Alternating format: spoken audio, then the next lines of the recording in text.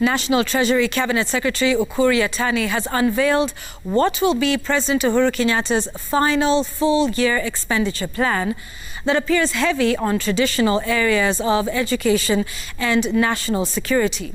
And as he shapes his final legacy year, at least 140 billion shillings has been allocated to the Big Four agenda that is now in doubt, with the Budget Committee of the National Assembly recommending that the Big Four agenda be dealt with alongside Vision 2030. Sam Gituku looks into the defining numbers of the biggest fiscal budget in the country's history. It's the season's short journey to Parliament for Cabinet Secretary Ukur Yatani, which could be his last should he choose to return to competitive politics next year. He came here to make history as the country enters the uncharted waters of significant rise in expenditure and debt repayment. It's an expenditure plan worth 3.6 trillion shillings, of which 1.27 trillion shillings will go to financing recurrent expenditure at the National Executive, Judiciary and Parliament. A further 669 billion shillings will finance development expenditure in the three arms of government. 697 billion shillings has been allocated to pay interest on loans and pensions.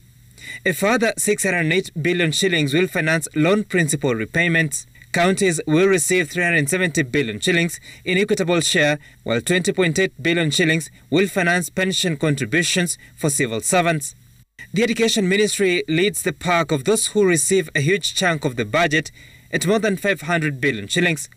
Health Ministry has been allocated 121 billion shillings, 119 billion shillings for defense, 110 billion shillings for the police and prison departments, while the National Intelligence Service will receive 42.5 billion shillings.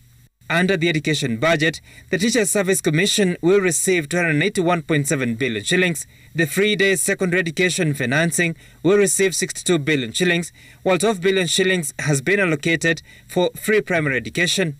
And to improve infrastructure in the schools, 4.2 billion shillings has been proposed, with KCSE and KCPE candidates allocated 4 billion shillings in exam fees waiver program. University education has been allocated 77 billion shillings, with the Higher Education Loans Board set to receive 15.8 billion shillings. The outbreak of COVID-19 pandemic last year disrupted in-person learning, leading to closure of schools for 9 months. The government is determined to recover the lost time while ensuring safe learning in our schools, colleges and universities. The Judiciary will receive 17.9 billion shillings, 37.9 billion shillings for Parliament and a further 41.7 billion shillings for the National Government Constituency Development Fund. And as the Kenyatta administration gears towards concluding its infrastructural development agenda, 182 billion shillings has been allocated to roads and bridges. The energy sector will receive 71.9 billion shillings. Out of these, shilling 50.1 billion will cater for transmission and distribution of power, 11.3 billion for development of geothermal energy, shilling 6.4 billion for electrification of public facilities, and shilling 1.3 billion for development of nuclear energy, as well as exploration and mining of coal. Being the fourth full-year budget under the Big Four agenda, the National Treasury is allocating 20.5 billion shillings to the manufacturing sector, 60 billion shillings for programs geared towards food and nutrition security, while universal health coverage has been allocated 47 billion shillings. Affordable housing program that hoped to put up at least 500,000 units by the end of next year has been allocated 13.9 billion shillings. And to protect the vulnerable in the society, a total of 37.8 billion shillings will go to safety nets. Of this, elderly persons will receive 17.7 billion shillings, mainly in cash transfers.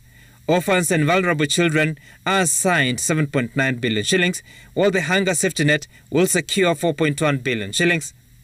Once approved by Parliament, alongside the necessary legislations, the expenditure plan will become effective on the 1st of July this year. Sam Gituku, President TV, Nairobi.